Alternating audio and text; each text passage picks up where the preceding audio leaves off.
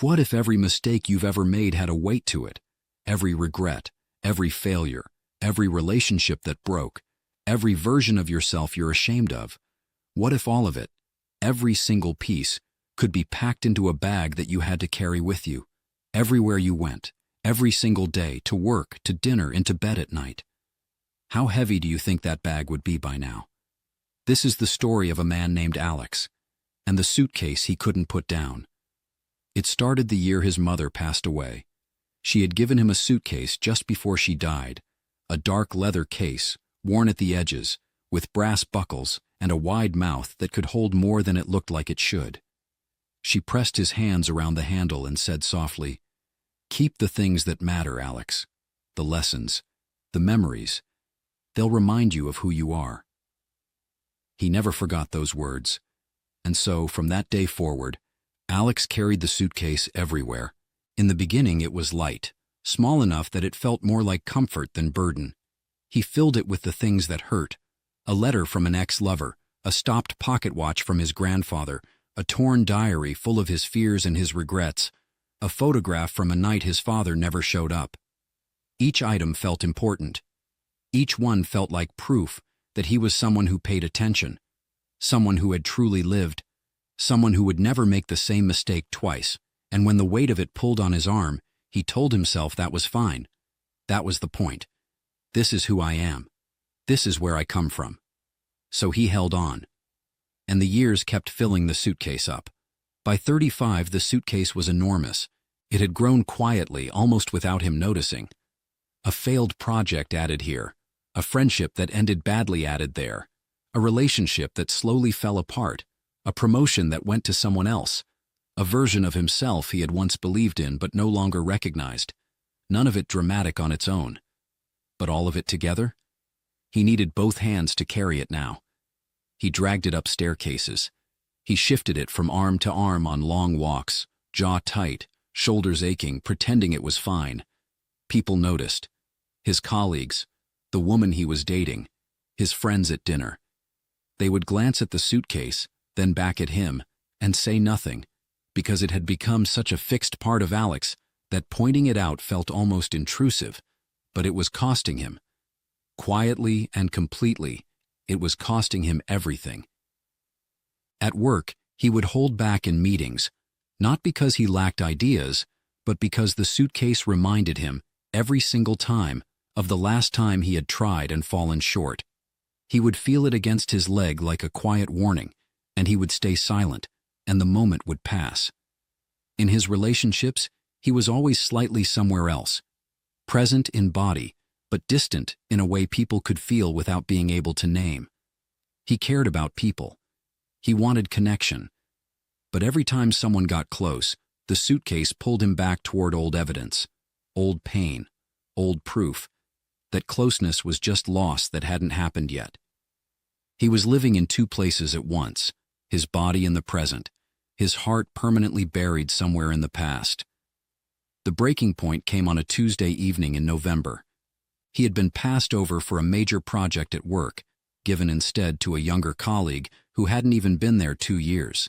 His manager was kind about it, said something about fresh perspective, said something about the right fit. Alex nodded, said he understood, walked to the elevator. He drove home in silence, walked into his apartment, and stood in the middle of the room, one hand still on the suitcase handle, just staring at it. It was massive now. It took up space in his apartment, just like something that's always been there, something you work around without even thinking about it. The leather was cracked, the buckles barely held, and for the first time in years he didn't reach for it. He just looked at it. And a question surfaced from somewhere deep and quiet inside him. How much longer are you going to carry this?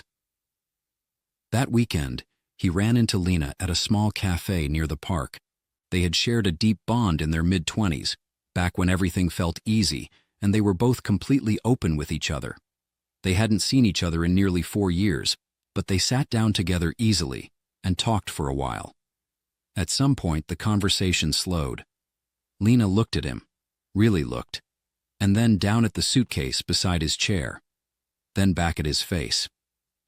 "How long have you been carrying that?" she asked quietly. He started to give his usual answer, the one about keeping what matters, about honoring where you've been. But she shook her head before he could finish. I used to carry one too, she said. I told myself it made me who I was, that letting go meant forgetting, that forgetting meant I didn't care. She paused. But I wasn't honoring anything, Alex. I was just refusing to put it down. She looked at the suitcase one last time, then back at him. The past is not your home. It's just a place you've been. You were never meant to live there. He carried those words with him for days, turning them over, sitting with them. The past is not your home. It's just a place you've been. On the fourth day, he did something that frightened him more than he expected. He opened the suitcase. He sat on the floor of his living room and went through it slowly, piece by piece. He held the old letters and felt the grief in them, things left unsaid, love that had curdled into regret. He looked at the stopped watch and finally let himself admit that the failure it represented had already taught him everything it had to teach. He went through the photographs, the diary, the worn-out shoes, the old certificates from a version of himself that no longer existed. It wasn't comfortable, not even slightly. There were moments where the feeling of it, facing all of it at once, was almost too much. Once, he nearly closed the suitcase and pushed it back into the corner, but he didn't. He kept going. And when he was done, he drove to the park and let it all go.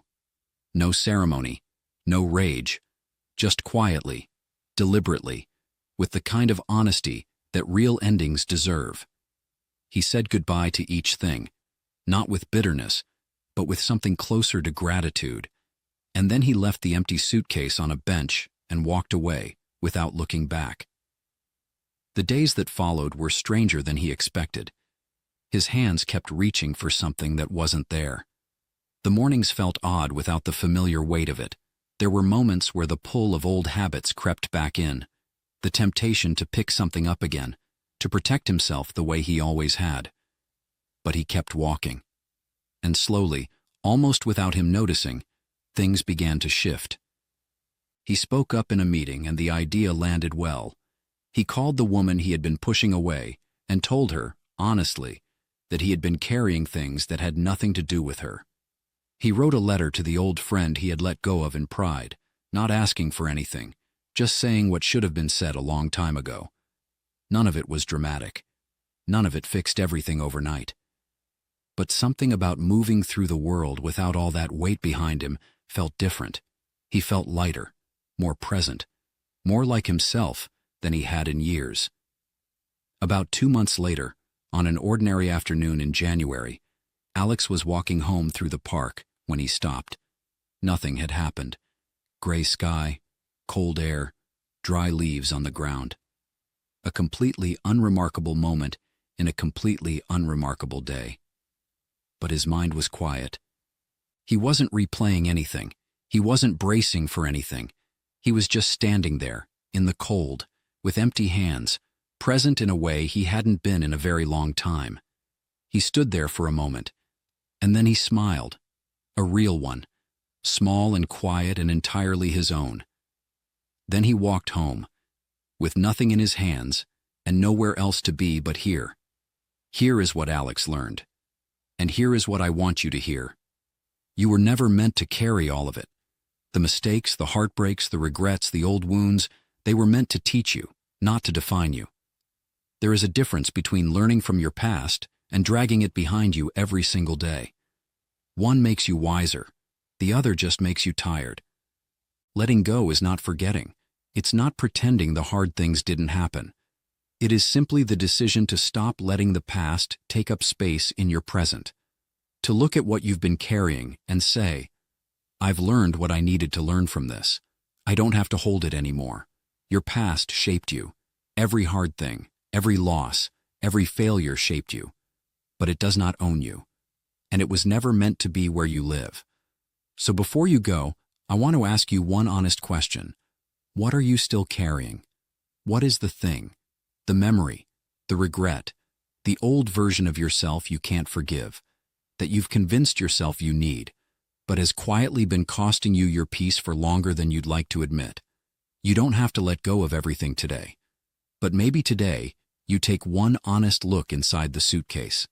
Not to punish yourself for what's in there, just to see it clearly, just to ask, does this still serve me, or am I just afraid to put it down? Because here is the truth. You are not your past. You are the person who survived it. And there is a whole, open life waiting for you.